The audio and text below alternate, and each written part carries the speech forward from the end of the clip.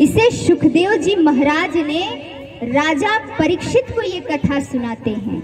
ये पूरी कथा श्री सुखदेव जी महाराज और राजा परीक्षित पर आधारित है। और जब सुखदेव जी महाराज राजा परीक्षित को कथा सुनाने के लिए जब आगे बढ़ते हैं तो देखिए, इस कथा को प्राप्त करने के लिए आप और हम तो अभी भी भटक रहे हैं, आज और कल के चक्कर में पड़े हुए हैं। लेकिन देवता स्वर्ग लोक से अमृत कलश लेकर आते हैं और श्री सुखदेव जी महाराज से विनती करते हैं कि हे महाराज, आप इस अमृत कलश को ले लीजिए और इसके बदले में मुझे ये कथा प्रदान करिए और स्वयं चलकर आप स्वर्ग में आप इस कथा को सुनाइए। श्री सुखदेव जी महाराज ने जब ये शब्द सुने तो क्या कहा कि कहा ये तुम्हारा कांच के समान अमृत जो कांच की कलश में है, और कहा ये अमृत रूपी कथा श्रीमद् भागवत की कथा,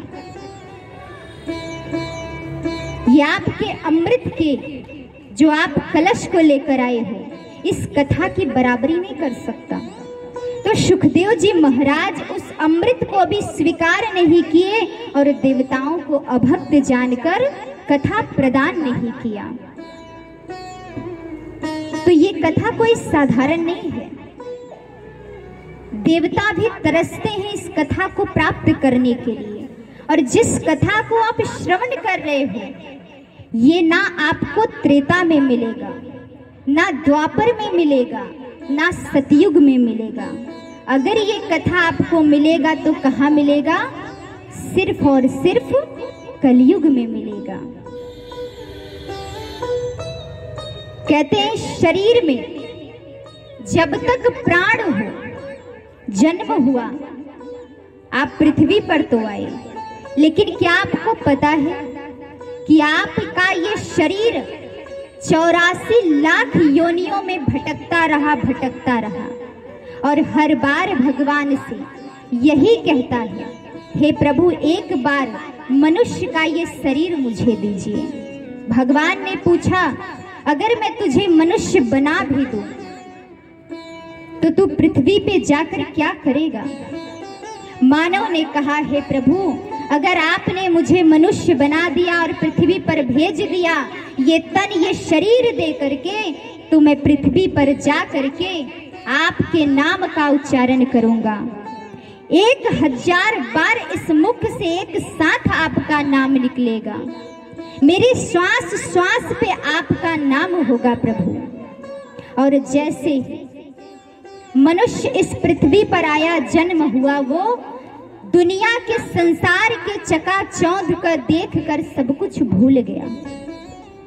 भगवान से हमने क्या वचन लिया था वो भी हम भूल गए। आप संसार में आए हो तो आनंद में रहते हो। आनंद कहाँ मिलता है? आनंद की खोज आप कहाँ से करते हो?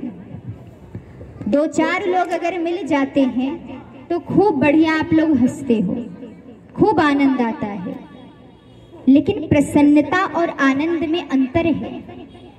आनंद क्या है कि 4 लोग मिले तो आपने हंस लिया, और जैसे घर के अंदर आप प्रवेश करते हो, 4 लोगों का साथ छूटा तो वो आनंद भी उसके साथ समाप्त हो जाता है। लेकिन प्रसन्नता क्या है? जो अकेले में भी रहकर मुस्कुराए, जिसे किसी की आवश्यकता नहीं है। आपको और हमको तो 4 लोगों की आवश्यकता पड़ती है हंसने और मुस्कुराने के लिए। जरा विचार करिए। लेकिन जो पहले ऋषि मुनि तपस्या करते थे पहाड़ों के नीचे रहकर, वो तो अकेले रहते थे, फिर उन्हें 4 लोगों की आवश्यकता नहीं पड़ती थी। जरा विचार करिए कि आप कथा को श्रवण करते हो तो आपको 4 की आवश्यकता पड़ती है, लेकिन वो ऋषि मुनि अकेले रहकर फिर भी प्रसन्न रहते हैं। जब भी आप उनके चेहरे को निहारते हो ना, देखोगे तो वो हंसते रहते हैं, मुस्कुराते रहते हैं। क्यों? क्योंकि अभी हम और आप परमात्मा को पहचान नहीं पाए हैं। लेकिन वो अपने अंदर के परमात्मा को पहचान लिए, इसीलिए वो अकेले में भी मुस्कुरा रहे हैं। हमें और आपको कैसे रहना चाहिए?